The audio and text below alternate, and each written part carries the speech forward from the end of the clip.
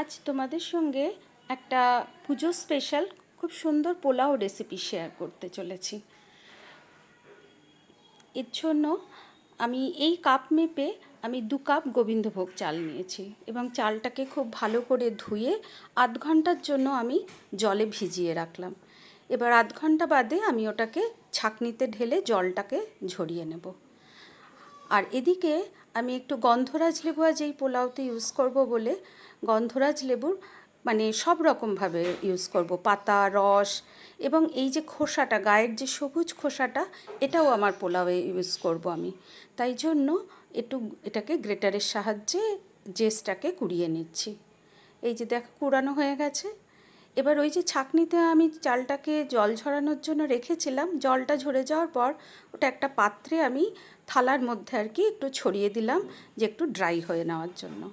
এদিকে একটা কড়াইতে আমি একটা শুকনো মশলা একটা গুঁড়ো করে মানে ভেজে নেব।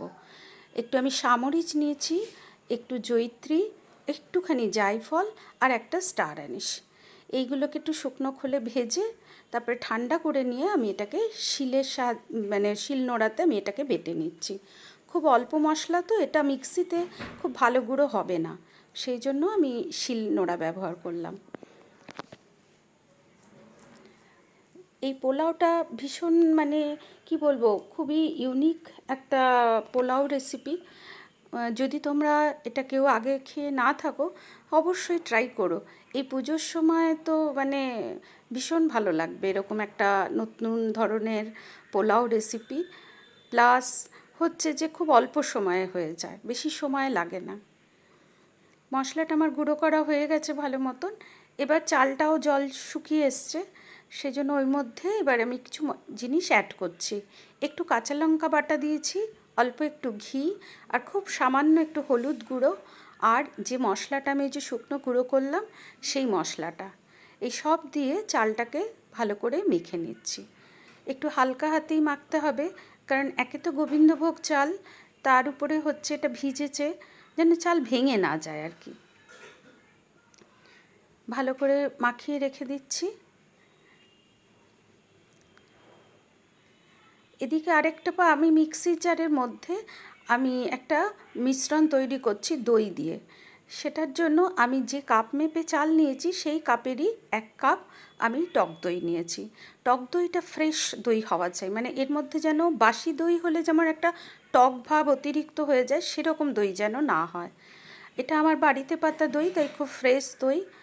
সেই দই নিলাম। এবার ওর মধ্যে একটা গোটা গন্ধরাজ লেবুর আমি রস মানে লাগবে আর কি দিচ্ছি।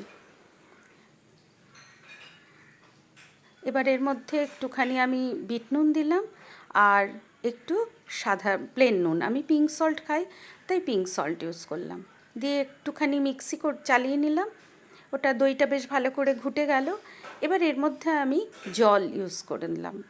এবার আমি যে কাপ মেপে নিয়েছি বললাম আগে, ওই কাপের 2 কাপ চাল নিয়েছি, তাহলে আমার পুরো পোলাওটা বানাতে 4 কাপ জল লাগবে। সেই জন্য আমি 1 কাপ টক দই আর 3 কাপ জল, এই রেশিওতে একটা ভালো করে ঘোল বানিয়ে নিলাম। এবার ঘোল রেডি, চালও পুরো রেডি। এবার একটা কড়াইতে আমি 1 টিস্পুন মতো সাদা তেল আর 1 টিস্পুন মতন ঘি দিয়ে আমি একটু কাজু কিশমিশটাকে ভেজে নিচ্ছি। এই পোলাওটা মানে সবাই খুব ভালো করে খেতে পারে, কেননা মানে সবাই বলতে আমি বলতে চাইছি এখন তো সবারই অনেক শরীর খারাপ, রোগভাগের কারণে অনেক কিছু বারণ থাকে, কিন্তু দেখতে পাচ্ছ এই পোলাওটাতে খুব বেশি তেল ঘির কিন্তু 1 ফোঁটাও ব্যবহার হয় না।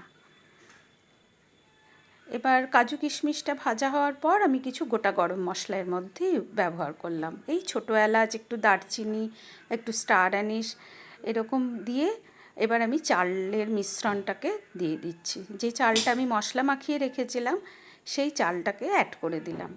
চালটাকে এবার একটু ভাজবো, গ্যাসের ফ্লেমটা কিন্তু হাই রেখেছি আমি এই সময়। চালটাকে ভালো করে একটু ভেজে নিতে হবে। এই পোলাও ঝরঝরে করতে গেলে এটাও একটা কিন্তু খুব ইম্পর্ট্যান্ট একটা টিপ, যে চালটাকে ভালো করে ভেজে নিতে হয়। চাল যত ভালো ভাজবে পোলাও কিন্তু খুব সুন্দর ঝরঝরে হবে। আর জলের মাপ তো অবশ্যই ঠিক রেশিওতে দিতে হবে। চালটা ভাজা হয়ে গেছে, আমি এবার ওই যে ঘোলটা বানিয়ে রেখেছিলাম সেটা ঢেলে দিলাম, আর দিলাম চিনি। মিষ্টি একটু দিতেই হবে, একটু টক আছে লেবুর রস টস, তাই দিলাম। আর অল্প একটু নুনও ইউজ করছি। নুন আমি ঘোলের সময়ও দিয়েছি, আবার একটু দিলাম, কারণ চালটা ফুলবে, তাই টেস্টটা যাতে ঠিকঠাক ব্যালেন্স হয়। এই সময় গ্যাসের ফ্লেমটাকে বাড়ানোই ছিল। আমি মিনিট 10 মতন ফুটিয়ে নিয়ে এইবার আমি গ্যাসের ফ্লেমটাকে কমিয়ে এর মধ্যে কাজু কিশমিশ ভাজাটাকে অ্যাড করে দিলাম। এখনও দেখেছো তো জল কিন্তু এখনও রয়েছে। এবার এর মধ্যে ওই গন্ধরাজ লেবুর জেস্টটাকে ইউজ করছি। এবার পাতাগুলো একটু ছিঁড়ে দিয়ে দেবো এর মধ্যে গন্ধরাজ লেবুর। আর একটু যে শুকনো মশলাটা আমি গুঁড়ো করে রেখেছিলাম সেই শুকনো মশলাটা এই সময় একটু ছড়িয়ে দেবো। দিয়ে আবার এটাকে ভালো করে মিশিয়ে দেবো। আর আমি কটা কাঁচা লঙ্কাকে চিড়ে ব্যবহার করেছি, কারণ কাঁচা লঙ্কার যাতে স্মেলটা খুব ভালো লাগে। খুব প্লেন পোলাও এটা বেশ ভালো লাগবে, মানে এদিকে গন্ধরাজ লেবুর পুরো গন্ধ প্লাস কাঁচা লঙ্কার স্মেল সব মিলিয়ে পোলাওটা মানে বললাম অসাধারণ খেতে হয়। না বানালে তো বুঝতে পারবে না, তাই অবশ্যই এই পোলাওটা এইবার পুজোতে বানিও। খুব সিম্পল পোলাওটা খাওয়ার সময় মানে ভীষণ হালকা একটা ভীষণ ভালো লাগে, মানে গন্ধরাজ লেবুর গন্ধে ভরা প্লাস দই দিয়ে। আমার মনে হলো এরকম ধরনের পোলাও তোমরা আগে কখনো ট্রাই করেছো কি না? অবশ্যই ট্রাই করো, বললাম যে ভীষণ ভালো হয় খেতে। এবং এর সঙ্গে সাইড ডিশ হিসাবে একটু স্পাইসি কোনো চিকেন বা ফিশ বা নিরামিষ হলে পনির, আলুর দম, যা কিছু এর মধ্যে খুব ভালো যায়। পোলাওটা রেডি হয়ে গেছে, একদম ভীষণ দেখেছো ঝরঝরে পোলাও হয়।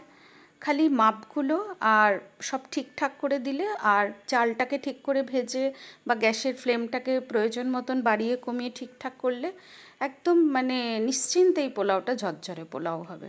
এবারের পুজোতে অবশ্যই বানিও এটা এবং জানিও।